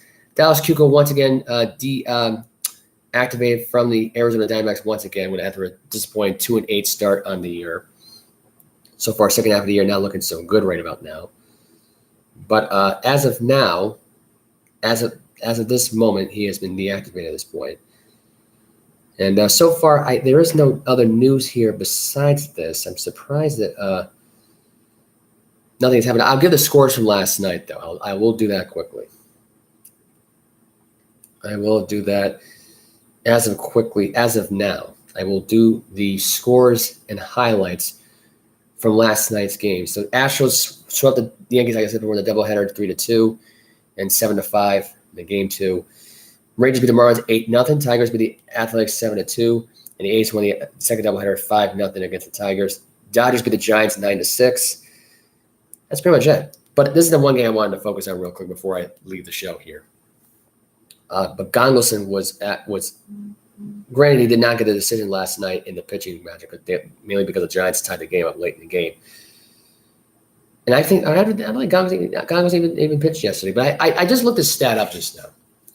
And I only did this because I was actually intrigued with the Dodgers. So I have their stats right here as far as who leads and what. So Freeman's leading at batting average 322. Mookie Betts 21 home runs. Trey Turner 68 RBIs. Freeman with OPP of 400. He's got 115 hits. Freeman does. That's for the batting side of things. You want to know who the leader is in pitching right now? Gongelson, 11-0 this season. in 17 games he has started this season, and games have played. Tim Anderson, by the way, second behind him at 10-1. Here is the ERA in the pitching he's on. 93.2 innings at this point. He's allowed 55 hits, 21 earned runs, 9 home runs, 24 walks, 86 strikeouts at this point. Urias, by the way, leads the team with 94. He's got an 8-6 record. Anderson's third with 81 strikeouts. Now, Kershaw this year is 7-2. So right now, your Dodgers, everyone's wondering, why are the Dodgers so good this year? Why are they so good right now? It's because of their hitting? Is it because they got Freddie Freeman and Mookie Betts? No. You want to know why? You have Tim Anderson, Clayton Kershaw, Buehler, and Gonsolin. That is a monster fab, 4 horsemen type pitching right now at this point. Absolutely dominating. Gonsolin, by the way, leads an ERA with an ERA of 2.02. Craig Kimbrell, by the way, has 16 saves as a relief pitcher, and Phillips is one of those whole pitchers right now who is not in closing situations. But this Dodger team is really good this year when it comes to their pitching. And you want to talk about a great bullpen, in my opinion, since they lost their closer and advanced to get Craig Kimbrell on this team. You want to talk about replacing somebody who I think should have been replaced 3 years ago. This Dodger team now has figured it out at this point. They have figured it out at this point, and they're the hottest team right now at this point right now to start the second half of the year so far. And I'm going to tell you this right now at this point. I think they actually go on this year and face the Yankees in the World Series. And I don't know now the Yankees are right now at this point 100% confident in their chances. I don't know if they are as being top contenders. That game last night was phenomenal last night. It was almost a comeback for the Giants for the ages, but Mookie Betts had a 3-run shot to basically get the go-ahead run and the win, really, for the Dodgers. Tonight's games, you got the St. Louis Cardinals taking on the Cincinnati Reds, Chicago Cubs taking on the Philadelphia Phillies, Miami Marlins taking on the Pittsburgh Pirates, Yankees taking on the Baltimore Orioles, San Diego Padres playing the New York Mets tonight, Toronto Blue Jays taking on the Boston Red Sox, the Los Angeles Angels taking on the Atlanta Braves, the Cleveland Guardians taking on the Chicago White Sox, Colorado Rockies taking on the Milwaukee Brewers, Tampa Bay Rays taking on the Kansas City Royals, Texas Rangers taking on the Oakland Athletics, Washington Nationals going to Arizona taking on the Arizona Diamondbacks, Houston Astros taking on the Seattle Mariners, and the Giants and the Dodgers play again tonight. And your pitching matchup for that game, of course, is Tim Anderson taking on Webb. Another great pitching battle tonight between the Giants and the Dodgers. I like this battle. Very interesting. But I think the Dodgers take 3 out of 4 in that series. I think the Dodgers realistically take the game 2 tonight. They lose game 3 tomorrow, and they win game 4. I just can't think the Giants being swept right away. I really can't. Really can't at this point.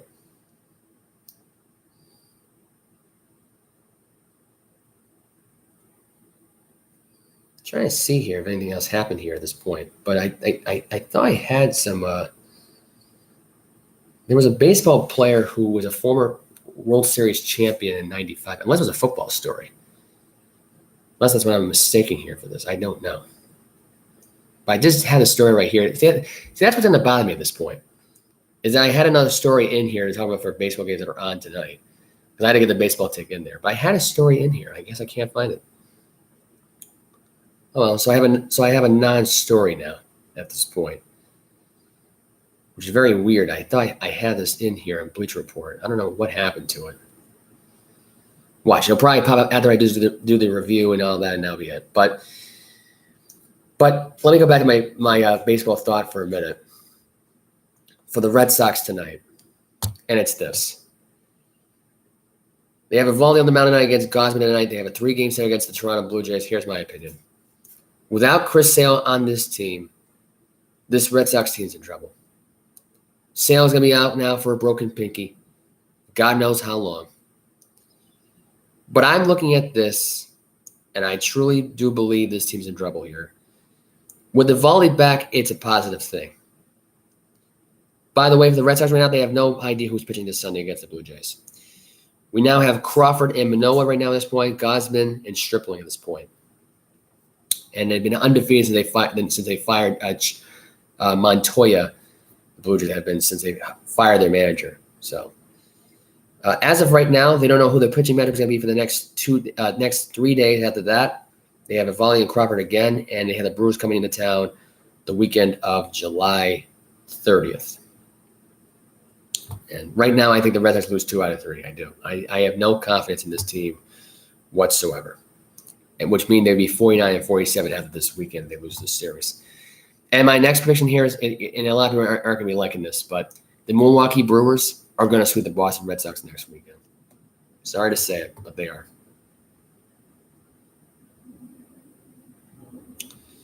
Anyway. But as of right now I'm officially done with this podcast. It was a really long one, probably the longest one I've had for a while now at this point, hour and 45 minutes.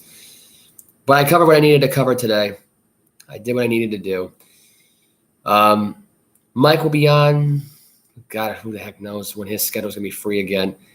This might as well be let me entertain you for about an hour and 45 minutes. That should be the name of this podcast. But I promise this show won't be as long. The other story I wanted to get into, I could not recover the thing, which is why it took me as long as it did to do this podcast. I was not planning on doing this for an hour and 45 minutes. I just wasn't planning on doing it. But anyway, with my schedule at Electric Boat, who knows? It's up in the air right now at this point. I still have first shift for now at the new job. It's great. I have a new job and all that. It's wonderful. Anyway, so that's that. Mike's got his 2 jobs. This is basically like a second job to me doing this podcast through my own YouTube creation at this point. I may be looking for another job possibly as well, so that may intertwine with some things. It's probably not going to affect the schedule that much, really. The show will still be on Tuesdays and Saturdays. I only did Wednesday and Friday this week was because I couldn't do the show on Tuesday because my grandmother's birthday was on that day, and I just didn't have enough time. They were to get her a birthday gift, some flowers. We had to go to the Muse Tavern that night down in Narragansett. And really, it was just a reality of just having a clear schedule to do it. It was just never going to work out. There was no chance of me doing that on an actual day. So I had to do Wednesday's show. I only did Saturday was because I just want to relax tomorrow. I felt the show could have gone on today. There was a lot of stories, and it's a good thing I got this show done. But as of right now, yes, the show is done for today. You can follow us on the social media trends. And I am signing off right now. Have a great weekend, and I'll be here on Tuesday.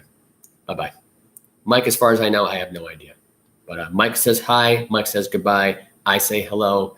Hello, hello. There's a Beatles song, but no one gets that reference. But yeah, that's the end of the show. Have a great weekend, guys. I'm out.